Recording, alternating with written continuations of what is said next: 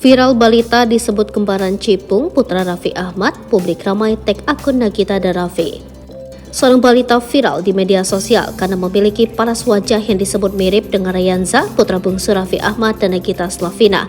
Saking miripnya, balita itu dikatakan layaknya saudara kembar Rayanza atau bayi yang akrab disapa Cipung. Hal ini diketahui dari video viral diunggah akun TikTok Cipluk889 yang belakangan jadi sorotan warganet. Bahkan dari nama pun, balita tersebut memiliki sedikit kemiripan dengan Rayanza, yakni bernama Adeza. Tampak Adeza terlihat sedang duduk diam tanpa ekspresi apapun di depan kamera sambil ditambah filter ayam di atas kepalanya. Namun hal tersebut justru membuatnya jadi tampak sangat mirip dengan Rayanza Cipung.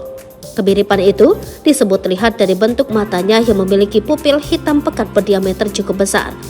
Bahkan bentuk hidung dan bibir Adeza dan Rayanza juga terlihat sama.